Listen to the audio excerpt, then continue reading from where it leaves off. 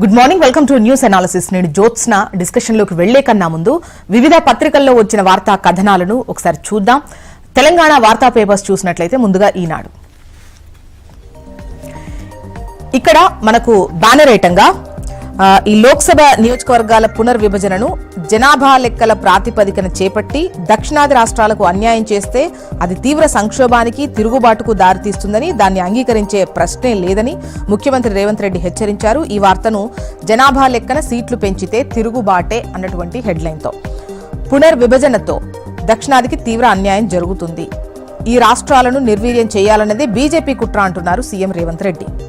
ఇక తెలంగాణ ప్రాజెక్టుల కోసమే ఢిల్లీకి వెళ్తున్నాం, మేం లిక్కర్ దందాలు చేయడం లేదు, ప్రత్యేక విమానాల్లో దుబాయ్ వెళ్లలేదు, పీసీసీ సమావేశంలో ముఖ్యమంత్రి రేవంత్ రెడ్డి. ఇక రైట్ సైడ్ గనక మీరు చూసినట్లయితే ఉత్తరాఖండ్లో మంచు చర్యల్ని తొలగించే పనులైతే నిర్వర్తిస్తున్నటువంటి కార్మికుల్లో 55 మంది అనూహ్యంగా వాటి కింద చిక్కుకుపోయారు. ఒక్కసారిగా పైనుంచి మంచు పిల్లలు వారిపై పడిపోవడంతో ప్రమాదం జరిగింది. సహాయక బృందాలు 33 మందిని రక్షించగలిగారు.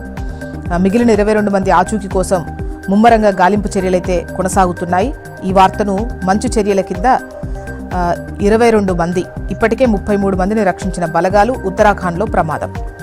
ఇక లెఫ్ట్లో ఎస్ఎల్బీసీకి సంబంధించి సొరంగంలో జల్లెడ అంటూ రాత్రింబవళ్లు కొనసాగుతున్నటువంటి సహాయక చర్యలు.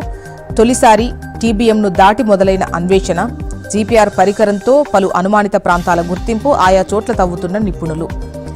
ఇక 6,000 కోట్లతో నిరుద్యోగులకు స్వయం ఉపాధి, రాష్ట్ర స్థాయి బ్యాంకర్ల సమావేశంలో ఉప ముఖ్యమంత్రి భట్టి విక్రమార్క వెల్లడి.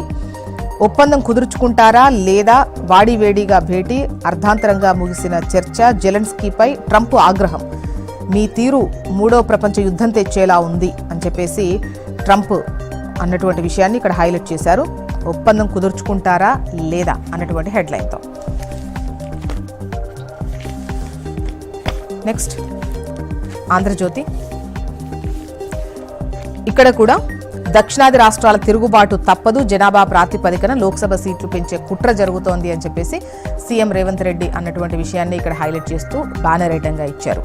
ఇక నీ ఆట ముగిసింది, కోట్లాది ప్రాణాలతో చెలగాట మాడుతున్నావు, అమెరికాను అగౌరవపరిచావు, మూడో ప్రపంచ యుద్ధం వస్తే నీ వల్లే, జెలెన్స్కీపై భగ్గుమన్న ట్రంప్ వాన్స్.